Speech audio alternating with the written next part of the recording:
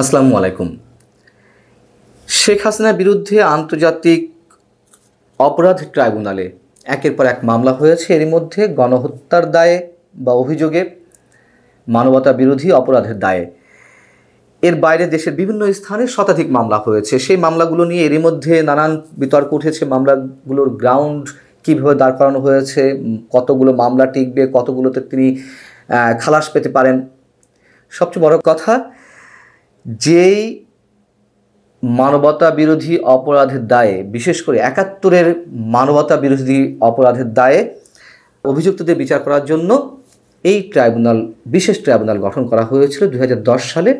সেই ট্রাইব্যুনালে শেখ হাসিনার বিরুদ্ধে যে মামলাগুলো হয়েছে সেগুলো যে বিতর্কের মুখে পড়তে যাচ্ছে এরই মধ্যে, তাই স্পষ্ট।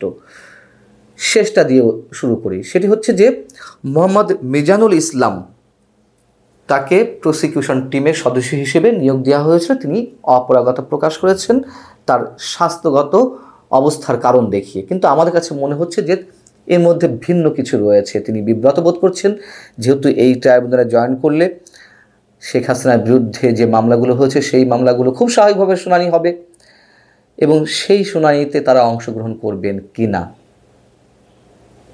যদি প্রশ্ন করা হয় কেন এটি আসছে, এই বিষয়টি, যে বিষয়টি এরই মধ্যে অনেক বিতর্কের জন্ম দিয়েছে, মানুষের মনের মধ্যে প্রশ্ন উকি দিয়েছে, যদিও প্রকাশ্যে খুব বেশি আলোচনায় আসেনি, সেটি হচ্ছে অ্যাডভোকেট তাজুল ইসলাম, যাকে চিফ প্রসিকিউটর হিসেবে আন্তর্জাতিক অপরাধ ট্রাইব্যুনালে নিয়োগ দেওয়া হয়েছে। অ্যাডভোকেট তাজুল ইসলামকে আমি ব্যক্তিগতভাবে চিনি, জানি। তার দক্ষতা, যোগ্যতা, আর্গুমেন্টের বিষয়গুলো আমার কাছে অন্তত প্রশ্নাতীত। আমি নিজে দেখেছি যখন ৭১-এর মানবতা বিরোধীদের বা ৭১-এর মানবতা বিরোধী অপরাধের দায়ে অভিযুক্ত হিসেবে জামাতে ইসলামের শীর্ষ নেতাদের বিচার কাজ চলছিল, তখন আমি দেখেছি তার মামলার শুনানির ধরনগুলো। কিন্তু প্রশ্ন হচ্ছে, তাকে কেন এই ট্রাইব্যুনালেই চিফ প্রসিকিউটর হিসেবে নিয়োগ দেওয়া হলো? এবং এই চিফ প্রসিকিউটর যে ধরনের সুযোগ সুবিধা ভোগ করবেন তা হচ্ছে উচ্চ আদালতের যিনি অ্যাটর্নি জেনারেল তার সমমানের এবং সব ধরনের সমান সুযোগ সুবিধা ভোগ করবেন।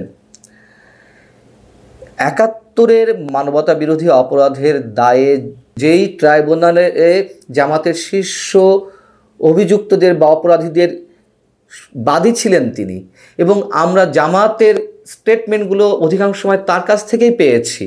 তিনি একসময় জামাত করতেন, পরবর্তীতে তিনি এবি পার্টিতে জয়েন করেছিলেন এবং চিফ প্রসিকিউটর হিসেবে জয়েন করার আগে তিনি এবি পার্টি থেকেও পদত্যাগ করেছেন। কথা হচ্ছে তার সব ধরনের যোগ্যতা আছে, কিন্তু এই ট্রাইব্যুনালেই কেন তাকে দেওয়া হলো? ৭১-এর মানবতা বিরোধী অপরাধে যে বিচার কার্যগুলো সম্পন্ন হয়েছে সেটি কি বিতর্কিত করার জন্য, নাকি যেই ট্রাইব্যুনালে শেখ হাসিনার বিচার হতে যাচ্ছে সেটিকে বিতর্কিত করার জন্য? উচ্চ আদালতে যিনি অ্যাটর্নি জেনারেলের দায়িত্ব পালন করছেন, অ্যাডভোকেট আসাদুজ্জামান, আমরা ধরে নিতে পারি যে কোনো ধরনের বিতর্ক ছাড়া যদি এই কাজগুলো ঘটানো হতো, যে অ্যাডভোকেট আসাদুজ্জামানকে আন্তর্জাতিক অপরাধ ট্রাইব্যুনালে চিফ প্রসিকিউটর হিসেবে নিয়োগ দেওয়া হয়েছে আর অ্যাডভোকেট তাজুল ইসলামকে অ্যাটর্নি জেনারেল হিসেবে উচ্চ আদালতে নিয়োগ দেওয়া হয়েছে, তাহলে তো কোনো প্রশ্ন থাকতো না। কেন এটি করা হলো? এটা তো যে কোনো ব্যক্তি এটি নিয়ে যদি সামান্যতম ভাবেন, তার মাথাতে এই প্রশ্নটাও কি মারবে? আন্তর্জাতিক অপরাধ ট্রাইব্যুনালের বিচার কার্য সম্পন্নের সময় একটি মামলাকে কেন্দ্র করে অনেক বিতর্ক হয়েছিল। সেটি হচ্ছে যে স্কাইপিতে এই আদালতের একজন বিচারক বিদেশে অবস্থানরত বাংলাদেশের আর একজন বিচারপতির বা বিচারকের কাছ থেকে শুনে শুনে রায় লিখছিলেন। এটি ফাঁস হয়েছিল, অডিও রেকর্ড ফাঁস হয়েছিল, আন্তর্জাতিক গণমাধ্যমে সেটি নিয়ে তুমুল বিতর্কের সৃষ্টি হয়েছিল। আবার কোনো বিতর্কের সৃষ্টি হতে যাচ্ছে কিনা সেই বিষয়টি আমাদের মাথায় আনা প্রয়োজন। এবং এটি কি ইচ্ছাকৃতভাবে করা হচ্ছে? ইচ্ছাকৃতভাবে শেখ হাসিনার মামলাগুলো নিয়ে বিতর্ক সৃষ্টি করা হচ্ছে, নাকি শেখ হাসিনার মামলাগুলো প্রতিহিংসা পরায়ণতা জায়গা থেকে অনুষ্ঠিত হতে যাচ্ছে, সেই বিষয়গুলো সূক্ষ্ম কোনো ষড়যন্ত্র থেকে ফুটিয়ে তোলার চেষ্টা করা হচ্ছে? প্রশ্নগুলো ওঠা খুবই স্বাভাবিক। এবং মোহাম্মদ মিজানুল ইসলাম, যিনি অতিরিক্ত অ্যাটর্নি জেনারেলের পদমর্যাদা ভোগ করতেন, যদি এই পদে তিনি জয়েন করতেন প্রসিকিউশন টিমের সদস্য হিসেবে, সেই পদে তিনি এলেন না। আর যারা রয়েছেন প্রসিকিউশন টিমে তার মধ্যে গাজী মনোয়ার হোসেন তামিম, তিনি ডেপুটি অ্যাটর্নি জেনারেলের পদমর্যাদা ভোগ করবেন। বিএম সুলতান মাহমুদ, তিনিও ডেপুটি অ্যাটর্নি জেনারেলের পদমর্যাদা ভোগ করবেন। পাশাপাশি আবদুল্লাহ আল নোমান, তিনি সহকারী অ্যাটর্নি জেনারেলের পদমর্যাদা ভোগ করবেন। কিন্তু